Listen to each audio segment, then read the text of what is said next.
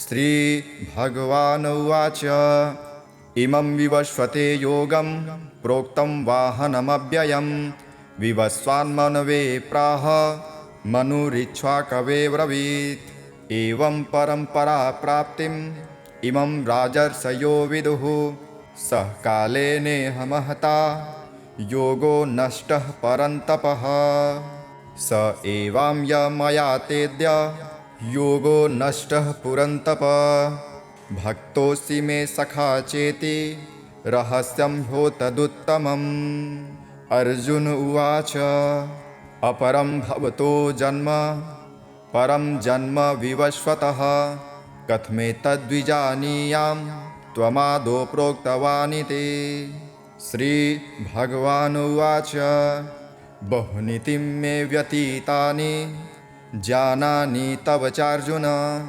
तान्यहं वेद सर्वाणि न त्वं वेत्थ परन्तप अजोऽपि सन्नव्ययात्मा भूतानामीश्वरोऽपि सन् प्रकृतिं स्वामधिष्ठाय सम्भवाम्यात्ममायया यदा यदा हि धर्मस्य ग्लानिर्भवति भारत अभ्युत्थानमधर्मस्य तदात्मानं सृजाम्यहम् परित्राणाय साधूनां विनाशाय च दुष्कृतां धर्मसंस्थापनार्थाय सम्भवामि युगे युगे जन्म कर्म च मे दिव्य एवं यो वेत्ति तत्त्वतः त्यक्त्वा देहं पुनर्जन्म नैति मामेति सोऽर्जुन वीतरागभयक्रोधा मन्मायामापुपाश्रिता बहवो ज्ञानतपसा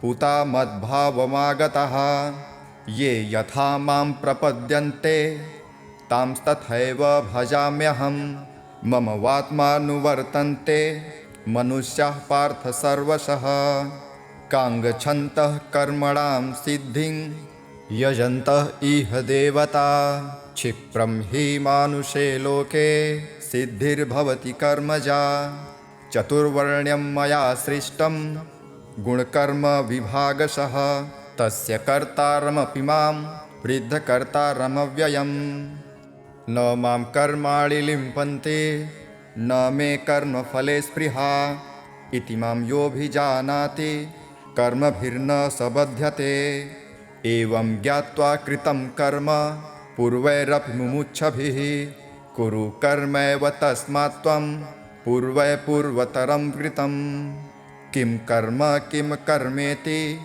कवयोऽप्यत्र मोहिताः तत्ते कर्म प्रवक्ष्यामि यज्ञात्वा मोक्षसे शुभात् कर्मणो ह्यापि बोद्धव्यं च विकर्मणः अकर्मणश्च बोद्धव्यं गहना कर्मणो गतिः कर्मण्यकर्म यः पश्येत् कर्मणि च कर्म यः स बुद्धिमान् मनुष्येषु सः युक्तः कृत्सकर्मकृत् यस्य सर्वे समारम्भः कामसङ्कल्पवर्जिताः ज्ञानाग्निदग्धकर्माणं तमाहुः पण्डितं बुधः त्यक्त्वा कर्मफलासङ्गं नित्यतृप्तो निराश्रयः कर्मण्यभिप्रवृत्तोऽपि नैव किञ्चित् करोति सः निराशीर्यत चित्तात्मा त्यक्तसर्वपरिग्रहः शरीरं केवलं कर्म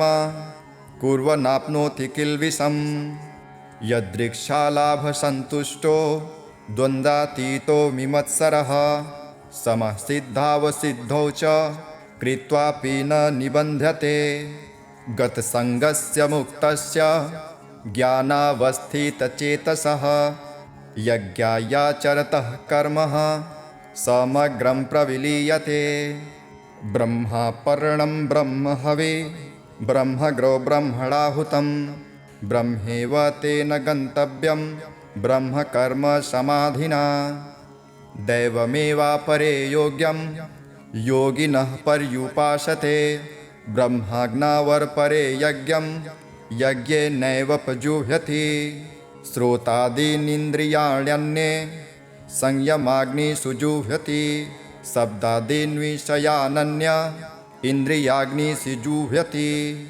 सर्वाणीन्द्रियकर्माणि प्राणकर्माणि चापरे आत्मसंयमयोगान्नो जुह्वति ज्ञानदीपिते द्रव्ययज्ञास्तपोयज्ञा योगयज्ञास्तथा परे स्वाध्यायज्ञानयज्ञाश्च यतयः संसितव्रतः अपाने जुह्वति प्राणं प्राणे पानं तथा परे प्राणापानगतिरुद्ध्वा प्राणायामपरायणः अपरे नियताहारः प्राणान् प्राणेषु जुह्वति सर्वेऽप्येते यज्ञविदो यज्ञक्षपितकल्मषः यज्ञसृष्टामृतभुजो यान्ति ब्रह्म सनातनं नायं लोकोऽस्त्ययज्ञस्य कुतोऽन्यः कुतु सत्तम एवं बहुविधा यज्ञा वितता ब्रह्मणो मुखे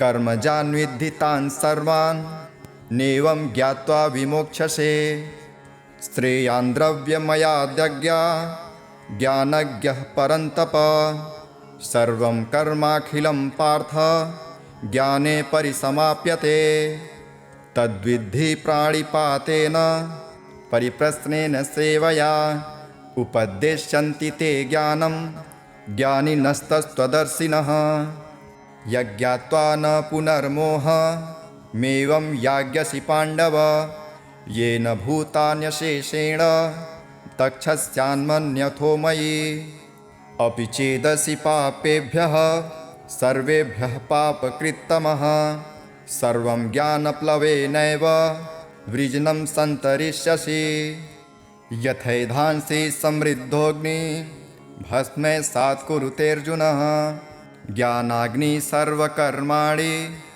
भस्मसात् कुरुते तथा न हि ज्ञानेन सदृशं पवित्रमहि विद्यते तत्स्वयं योगसंसिद्धः कालेनात्मनि विन्दते श्रद्धां वल्लभते ज्ञानं तत्परः संयतेन्द्रियः ज्ञानं लब्ध्वा परां शान्ति चिरेणाधिगच्छति अज्ञश्च श्रद्धिधानश्च संशयात्मा विनश्यति नायं लोकोऽस्ति न परो न सुखं संशयात्मनः योगं संन्यस्तकर्माणं ज्ञानसंतृष्य संशयम् आत्मवन्तं न कर्माणि निबध्नन्ति धनञ्जयः तस्मादज्ञानसम्भूतं हस्तं ज्ञानासीनात्मनः स्थित्वेन संशयं योगां मा तिष्ठोत्तिष्ठ भारतः ॐ तत्सदिति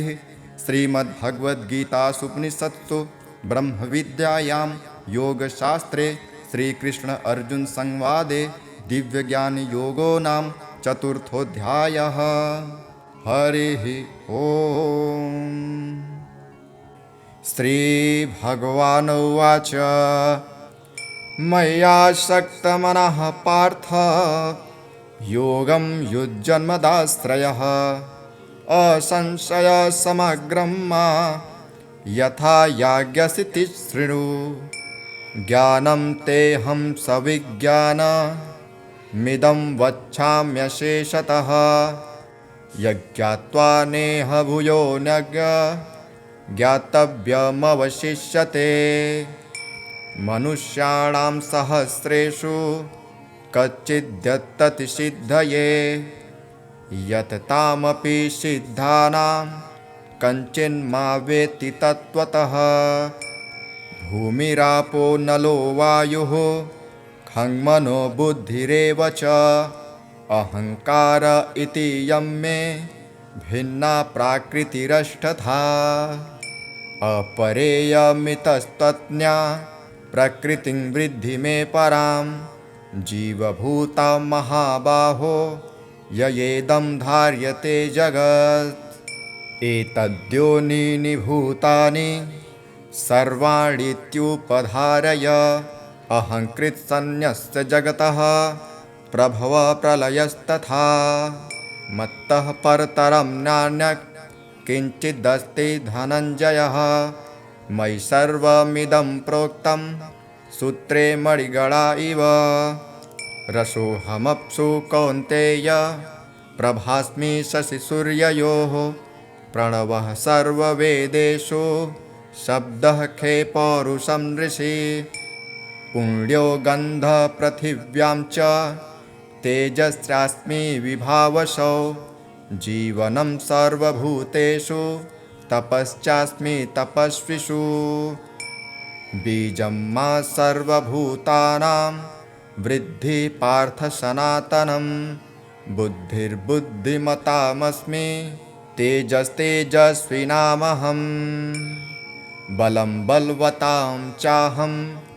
कामरागविवर्जितं धर्माविरुद्धो भूतेषु कामोऽस्मि भरतर्षभ ये चैव शक्तिका भावा राजसास्तामसाश्च ये मत एवेति तान् विद्धि न त्वहं तेषु ते मये त्रिभिर्गुणमये भार्वै रैभिः सर्वमिदं जगत् मोहितं नाभिजातानि मामेभ्यः परमव्ययम् दैवीहोषा गुणमये मम माया दुरत्यया मामेव ये प्रपद्यन्ते मायामेतां तरन्ति ते न मां दुष्कृतिनो मूढाः प्रपद्यन्ते नराधमः मायया पृहतज्ञाना आसुरं भावमाश्रिताः चतुर्विधा भजन्ते मां जानः सुकृतिनोऽर्जुनः आर्तो जिज्ञासुरर्थार्थी ज्ञानी च भरतर्षभ तेषां ज्ञानी नित्ययुक्त एकभक्तिर्विशिष्यते प्रियो हि ज्ञानिनोत्यर्थ महं स च मम प्रियः उदारा सर्व एवैते ज्ञानी त्वात्मैव मे मतम् अस्थितः स हि युक्तात्मा मामेवानुत्तमागतिम् बहूनां जन्मनामन्ते ज्ञानवान् प्रपद्यते वासुदेवः सर्वमिति स महात्मा सुदुर्लभः कामस्तैस्तैर्हृतज्ञानः प्रपद्यन्तेऽन्यदेवतः तं तं नियमास्थाय प्रकृत्या नियतः स्वया यो यो यां यां तनुं भक्तः श्रद्धयार्चितुमिच्छति तस्य तस्याचलां श्राद्धां तामेव विदधात्मयः स तया श्रद्धया युक्तस्तस्याराधनमीहते लभते च ततः कामान् मयैव विहितान् हितान् अन्तवत्तु फलं तेषां तब्धवत्यल्पमेधसां देवान् देवयजो यान्ति मद्भक्त्या यान्ति मामपि अव्यक्तं व्यक्तिमापन्नं मन्यन्ते मामबुद्धयः परं भावमजानन्तो ममाव्यक्तमनन्तमम् नाहं प्रकाशः सर्वस्य योगमाया समावृतः मूढोऽयं नाभिजातानि लोको मामजमव्ययम् देवाहं समतीतानि वर्तमानानि चार्जुन भविष्याणि च भूतानि मां तु वेद न कञ्चनम् इच्छाद्वेषसमुत्थेन द्वन्द्वामोहेन भारत सर्वभूतानि सम्मोहं सर्गे यान्ति परन्तप येषां त्वन्तगतं पापं जनानां पुण्यकर्मणां ते द्वन्द्वमोहनिर्मुक्ता भजन्ते मां दृढव्रताः जरामरणमोक्षाय मामाश्रित्य यन्ति ये ते ब्रह्म तद्विदुः कृत्स्नं मध्यात्मं कर्म चाखिलं साधिभूताधिदैवं मा साधियज्ञं च ये विदुः प्रयाणकालेऽपि च मां ते विदुर्युक्तचेतसः। ॐ तत्सदिति श्रीमद्भगवद्गीतासूमपि संस्तु ब्रह्मविद्यायां योगशास्त्रे श्रीकृष्ण अर्जुन संवादे भगवद्ज्ञानयोगो नाम सप्तमोऽध्यायः। ओम हरिः। प्रिय दोस्तों नमस्कार। आज हम आपको इस वीडियो में भगवद गीता के 15वें अध्याय को सुनाने का प्रयास कर रहे हैं। तो चलिए हम भगवद गीता के 15वें अध्याय, जिसका नाम है पुरुषोत्तम योग, इसे हम ध्यान से भगवान श्री कृष्ण को याद करते हुए मन से सुनिए। श्री भगवान उवाच ऊर्ध्वमूलः मधं शाखं स्वत्थं प्राहुरव्यव्ययम् छन्दांसि यस्य पर्णानि यस्तं वेद स वेदवित् अधश्चोर्ध्वं प्रतिताश्च शाखा गुणप्रवृद्धा विषयः प्रवालः अधश्च मूल्याननुसन्ततानि कर्मानुबन्धिनि मनुष्यलोके न रूपमस्येह तथोपलभ्ये नान्तो न चादिर्न च सम्प्रतिष्ठा अस्वस्थमेनं सुविरूढमूलमसङ्गशस्त्रेण दृढेन छित्त्वा ततः पदं तत्परिमार्गितव्यं यस्मिन् गता न निर्वन्ति भूयः तमेव चाद्यं पुरुषं प्रपद्ये यतः प्रवृत्तिः प्रसिता पुराणे निर्मानमोहाजितसङ्गदोषा आध्यात्मनित्या निवृत्तकामा द्वन्द्वैर्विमुक्ता सुखदुःखसंज्ञैर्गच्छन्तमूढा पदमव्ययं तत् न तब्धाशयते सूर्यो न शशाङ्को न पावकः यद्दात्वा न निर्वन्ते तद्धाम परमं मम ममैवांशो जीवलोके जीवभूतः सनातनः मनः षष्ठानि इन्द्रियाणि प्रकृतिस्थानि कर्षति शरीरं यदवाप्नोति यच्चाप्युत्क्रामतीश्वरः गृहीत्वैतानि संयाति वायुर्गन्धानि वाशयात् श्रोतं चक्षुस्पर्शनं च रसनं घ्राणमेव च अधिष्ठाय मनश्चायं विषयानुपसेवते उत्क्रामन्तं स्थितं वापि भुञ्जानं वा गुणान्वितं विमूढानानुपश्यन्ति पश्यन्ति ज्ञानचक्षुषः यतन्तो योगिनश्चैनं पश्यन्त्यात्मन्यवस्थितं यतन्त्योऽप्यकृतात्मानो नैनं पश्यन्त्यतेजसः यदादित्यगतं तेजो जगद्भासयतेऽखिलं यच्चन्द्रमसि यच्चाग्नौ तत्तेजो वृद्धिमामकम् गामाविश्य च भूतानि धारयाम्यहमोजसा पुष्णामि चौषधिः सर्वः सोमो भूत्वा रसात्मकः अहं वैश्वानरो भूत्वा प्राणिनां देहमाश्रितः प्राणापानसमायुक्तः पचाम्यत्रं चतुर्विधम् सर्वस्य चाहं हृदि सन्निविष्टो मत्तः स्मृतिर्ज्ञानमपोहनं च वेदश्च सर्वैरहमेव वेद्यो वेदान्तकृद्वेदविदेव चाहं द्वाविमो पुरुषो लोके क्षरश्चाक्षर एव च क्षरः सर्वाणि भूतानि कूटस्थोऽक्षर उच्यते उत्तमः पुरुषत्वन्यः परमात्मेत्युदाहृतः यो लोकत्रयमाविश्यः बिभर्त्यव्यय ईश्वरः यस्माच्छर्मतीतोऽहं क्षरादपि चोत्तमः अतोऽस्मि लोके वेदे च प्रथितः पुरुषोत्तमः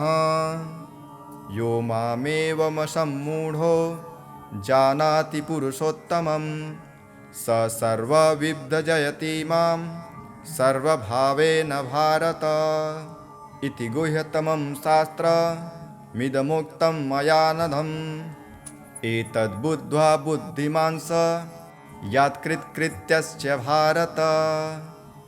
ॐ तत्सदिति श्रीमद्भगवद्गीतासूपनिषत्सु ब्रह्मविद्यायां योगशास्त्रे श्रीकृष्ण अर्जुन संवादे पुरुषोत्तमयोगो नाम पञ्चमदशोऽध्यायः। हरिः ओम्। अथ श्री नारायण कवच राजोवाच। यया गुप्तसहस्राक्षः सवाहन रिपुसैनिकान् क्रीडन्निव विनिर्जित्य त्रिलोक्या बभुजे श्रियं भगवस्तन्ममाख्याहि वर्म नारायणात्मकं कथः तथा यिनः शत्रून् येन गुप्तो जयन्मृधे। श्रीशुक उवाच। वृतः पुरोहितस्त्वाष्ट्रो महेन्द्रायानुपृच्छते नारायणाख्यं वर्माः तदिहैकमनः शृणु। विश्वरूप उवाच। धौताङ्घ्रिपाणिराचम्य सपवित्रौदङ्मुखः कृतस्त्वाङ्गकरन्यासो मन्त्राभ्यां वाग्यतः शुचिः। नारायणमयं वर्म संह्योदभयागते पादयोर्जानुरुद्वोर्ध रुदरे हृद्यथोरसे मुखे शिरस्यानुपूर्वादो कारादिनी विन्यसेत्। ॐ नमो नारायणायेति विपर्ययमथापि वा करं न्यासं ततः कुर्यात् द्वादशाक्षरविद्यया प्रणवादीयकारान्त मङ्गुल्यङ्गुष्ठपर्वसु न्यसेदृद ओङ्कारं विकारमनुमूर्धनि साकारं तु भ्रुवोर्मध्ये आकारं शिखया दशेत्। वेकारं नेत्रयोर्जुञ्जा ओङ्कारं सर्वसन्धिषु मकारं मस्त्रमिहुदिक्षि मन्त्रमूर्तिर्भवेदबुधः। सविर्गसङ्गफलन्तं तत्सर्वदिक्षु विनिर्देशे ॐ विष्णवे नमः इति। आत्मानं परमं ध्यायेत् ध्येयं षट्शक्तिर्भिर्युतं विद्या तेजस्तपो मूर्तिं मिमं मन्त्रमुदाहरेत्। ॐ हरिविर्दध्यानं मम सर्वरक्षां नस्ताङ्गगृहे पद्मः पतेङ्गदष्टो दरारिचर्माशिगदेषु च पाषाणदधानोष्टगुणोष्टबाहुः जलेषु मा रक्षतुमर्त्यमूर्ति यार्दो गणेभ्यो वरुणस्य पाशात् स्थलेषु माया वटुवा मनोव्यात् त्रिविक्रमः खेवतु विश्वरूपः दुर्गष्ट्वटव्याजिमुखादिषु प्रभु पाया नृसिंहो सुरयूथपारिः विमुच्यतो यस्य महाटहासं दिशो विनेदुर्यपतंश्च गर्भः रक्षत्वशो माध्वनियज्ञकल्पः स्वदंष्टयोन्नीतधरो वराहः रामोद्रिकूटे स्वथद्विप्रवासे सलक्ष्मणोऽव्याभरताग्रजोऽस्मान् मामोग्रधर्मादखिलात् प्रामात् नारायणः पातु नरश्च हासात् दत्तस्तयोगादथ योगनाथः पायाद्गुणेशः कपिलः कर्मबन्धनात् सनत्कुमारोऽवतु कामदेवार्ध यशीर्षामापथि देवहेलनात् देवर्षिवर्यः पुरुषार्चनान्त कुर्मो हरिर्मां निरयादशेषात् धन्वन्तरिर्भगवान् पार्थपथ्यात् द्वन्द्वाद्भयादृशभो निर्जितात्मा यज्ञश्च लोकादवतात् जनान्तात् बलो गणात् क्रोधवशादहीन्द्रः द्वैपायनो भगवान् प्रबोधात् बुद्धस्तु पाखण्डगणात् प्रमादात् कल्किः कले कालमलात् प्रयातु धर्मावनायोरुकृतावतारः मां केशवो गदया प्रतारभ्यात् गोविन्द आसङ्गवमाप्तवेणुः नारायणप्राण उदात्तशक्तिः मर्धन्दिने विष्णुररीन्द्रपाणिः देवोपराह्ने मधुहो ग्रधन्वा सायं त्रिधामावतु माधवो मां दोषे हृषिकेश उदार्धरात्रे निशीथ एको वतु पद्मनाभः श्रीवत्सधामा पररात्र ईशः प्रत्यूष ईशोऽसिधरो जनार्दनः दामोदरो व्यादनुसन्ध्य प्रभाते विश्वेश्वरो भगवान् कालमूर्तिः चक्रं युगान्ता नलतिग्ननेमि भ्रमत्समन्ताद् भगवत्प्रयुक्तं दन्दग्धिदन्दग्धरिसेनमासु कच्छं यथावात् सखो हुताशः गदेश निस्पर्शन विमुस्फुलिङ्गे निस्पिण्ढि निस्पिण्ढजिद प्रियासि कुष्माण्डवैनायकयक्षरक्षो भूतग्रहाचूर्णचूर्णयारिन् त्वं यातु धान प्रमथ प्रेतमात्रे पिशाच विप्रग्रहघोरदृष्टिन् दरेन्द्रविद्रावकृष्टपूरितो भीमस्वनुर्हृदयानि कम्पयन् त्वन्तिग्मधारा शिवराशिसैन्य मीश प्रयुक्तो मम छिन्धि छिन्धि चर्मञ्च चन्द्र छायद्विषामन् द्विषामघोनां हरपापचक्षुषां यन्नो भयं ग्रहेभ्यो भूत् केतुभ्यो निभ्य एव च सरीसृपेभ्यो दंष्ट्रिभ्यो भूतेभ्यो होभ्य एव वा सर्वाण्येतानि भग्नाम रूपांस्त्रकीर्तिनाथ प्रयान्तु संक्षयं सद्यो येन श्रेयः प्रतीपकाः गरुडो भगवान् स्तोत्र तोभश्छन्दोमयः प्रभु रक्षत्वशेषः कृच्छेभ्यो विश्वक्सेनः स्वनामभिः सर्वापद्भ्यो हरे नाम रूपयानायुधानि नः बुद्धिन्द्रियमनः प्राणान् पान्तु पार्षदभूषणः यथा हि भगवानेव वस्तुतः सदसच्चयत् सत्यनानेन नः सर्वे यान्तु न समुमाद्रवाः यथैकात्म्यानुभावानां विकल्परहितः स्वयं भूषाणायुद्धलिङ्गाख्या धत्ते शक्ति स्वमायया तेनैव सत्यमानेन सर्वज्ञो भगवान् हरिः पातु सर्वः स्वरूपैर्नः सदा सर्वत्र सर्वगः विदिक्षुः दिक्षुर्ध्वमनदः समान्ता दन्तर्बहिर्भगवान् नरसिंहः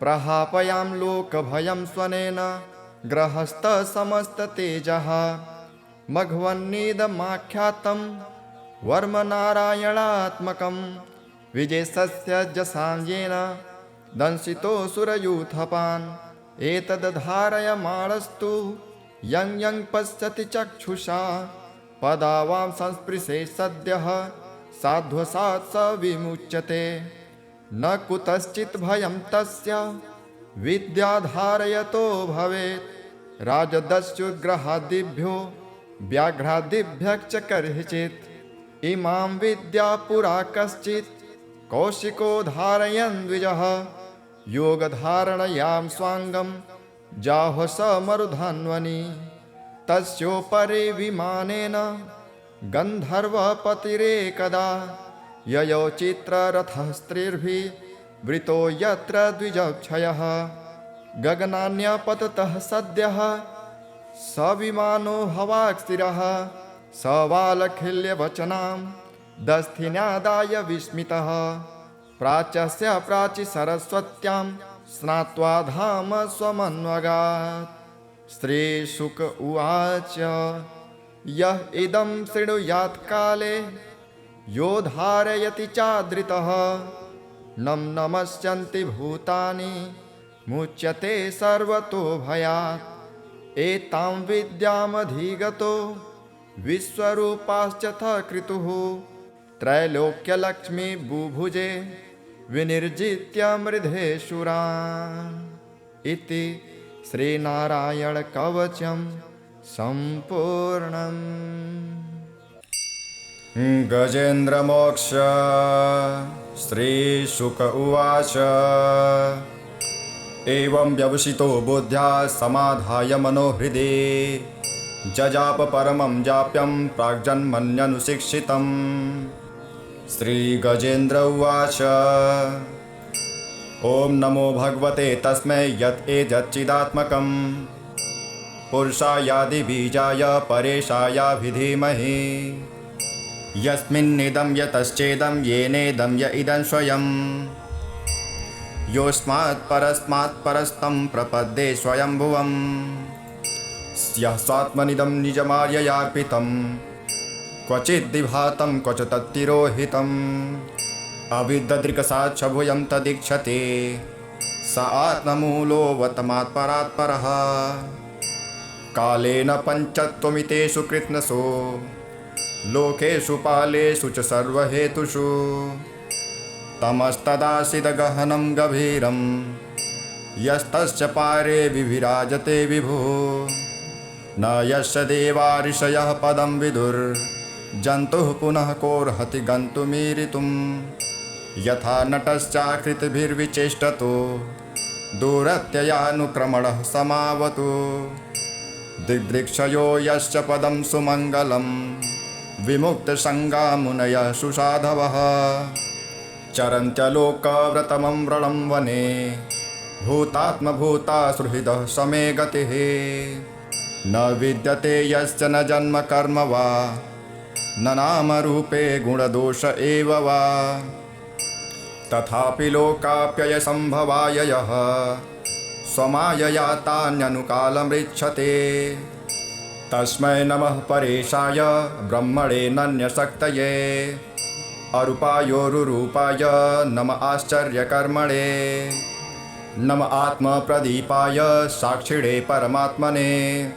नमो गिरां विदुराय मनसश्चेतसामपि।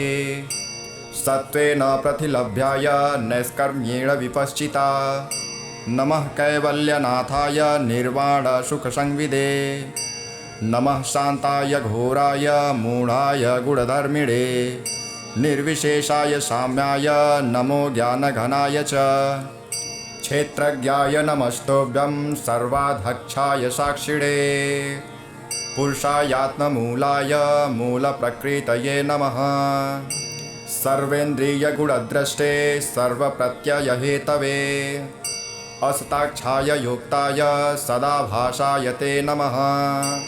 नमो नमस्तेऽखिलकारणाय निष्कारणाय भूतकारणाय। सर्वागमान्माय महार्णवाय नमोपवर्गाय परायणाय। गुणाररिच्छन्न चतुष्णपाय तच्छोभविस्फुर्जितमानसाय। नैष्कर्म्यभावेन विवर्जितागम स्वयं प्रकाशाय नमस्करोमि। मादृक्प्रपन्नपशुपाशविमोक्षणाय मुक्ताय भूरि करुणाय नमो लयाय। श्वांसेन सर्वतनुभृन्नमनसि प्रतीत प्रत्यग्दृशे भगवते बृहते नमस्ते। आत्मात्मजाप्तगृहवित्तजनेषु शक्तेर्दुष्प्रापणाय गुणसङ्गविवर्जिताय। मुक्तात्मभिः स्वहृदये परिभाविताय ज्ञानात्मने भगवते नम ईश्वराय। यं धर्मकामार्थविमुक्तिकामा भजन्त इष्टा गतिमाप्नुवन्ते। किं त्वाशिशोरात्यपि देहमव्ययं करोतु मे दभ्रदयो विमोक्षणम्। एकान्तिनो तश्च न कञ्चनार्थ वाञ्छन्ति ये वै भगवत्प्रपन्नः। अत्यद्भुतं तच्चरितं सुमङ्गलं गायन्त आनन्दसमुद्रमग्नः।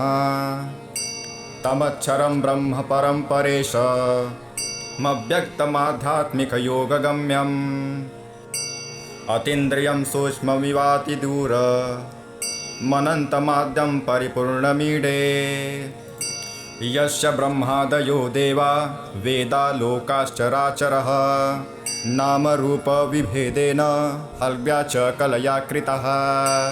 यथार्चिसोग्रे सवितुर्गभस्तयो निर्यान्ति संज्ञाचकृत्सरोषिषः। तथा यतोऽयं गुणसम्प्रभाहो बुद्धिर्मनः खानि शरीरसर्गः। स वै न देवासुरमर्त्यतिर्यं न स्त्री न षण्डो न पुमा न जन्तुः।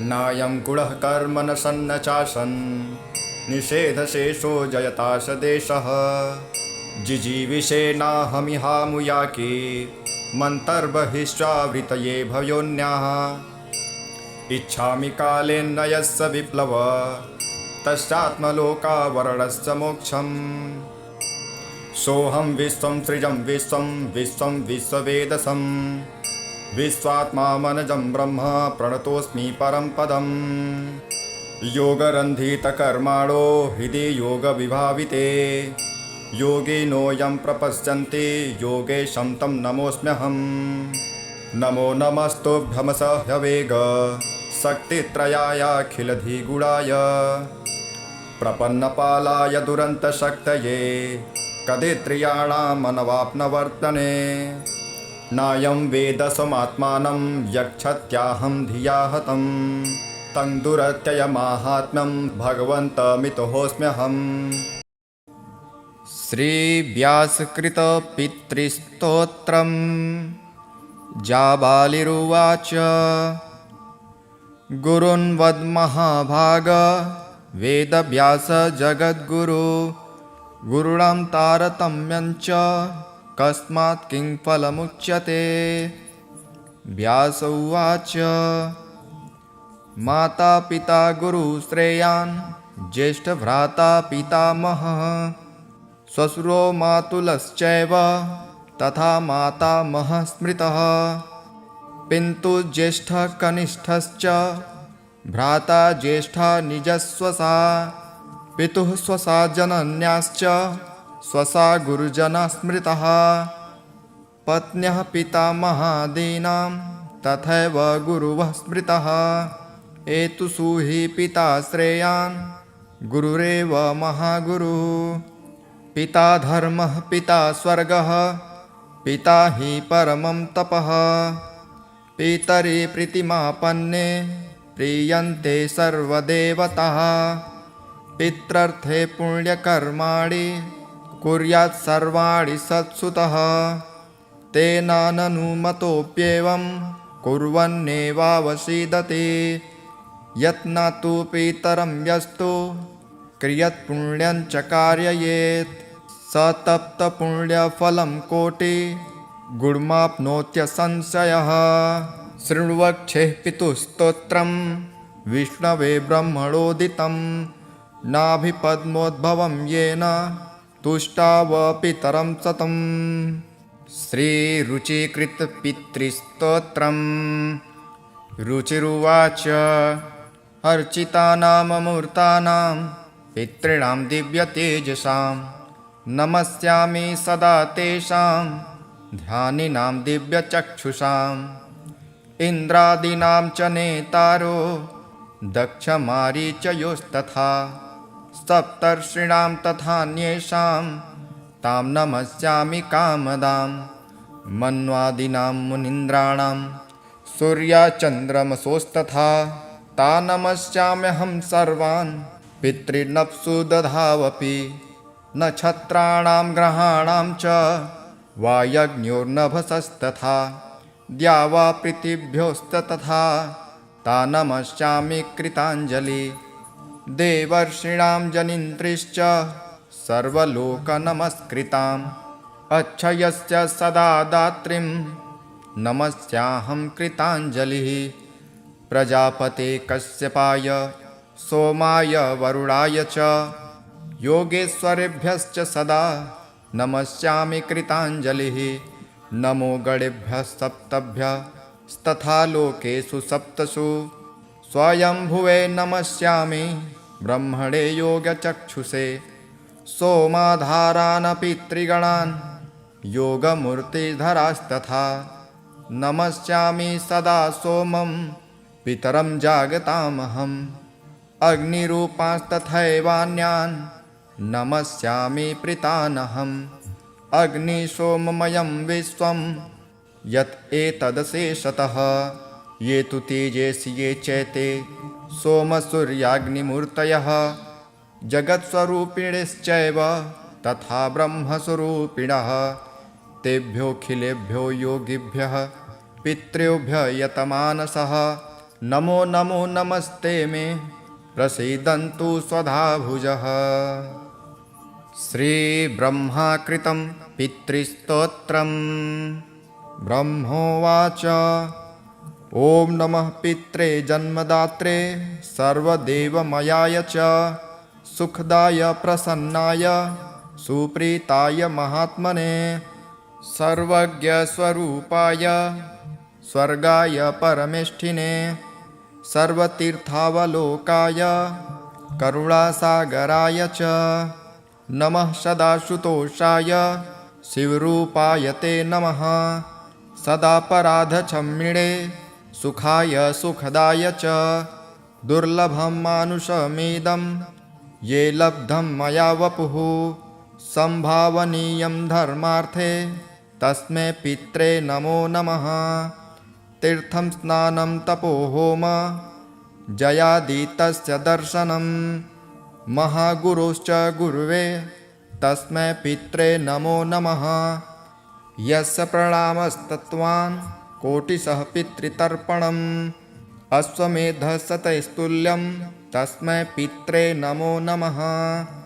इदं स्तोत्रं पितुः पुण्यं यः पठेत् प्रयतो नरः प्रत्यहं प्रातरुत्थाय पितृश्राद्धदिनेऽपि च स्वजन्मदिवसे साक्षात् पितुरग्रे स्थितोऽपि वा न तस्य दुर्लभं किञ्चित् सर्वज्ञतादिवाञ्छितं नानापकर्मं कृत्यापि यस्तोति पितरं सुतः स ध्रुवं प्रतिधायैव प्रायश्चितं सुखी भवेत्।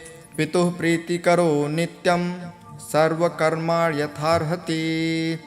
इति ब्रह्माकृतं पितृस्तोत्रं सम्पूर्णम्। स्वधास्तोत्रम्। ब्रह्मोवाच स्वधोच्चारणमात्रेण तीर्थस्नाये भवेन्नरः मुच्यते सर्वपापेभ्यो वाजपेयफलं लभेत्। स्वधा स्वधा स्वधेत्येवं यदि वा रत्रयं स्मरेत् श्राद्धस्य फलमाप्नोति कालस्य तर्पणस्य च। श्राद्धकाले स्वधास्तोत्रं यः शृणोति समाहितः लभेच्छाद्धशतानां च पुण्यमेव न संशयः।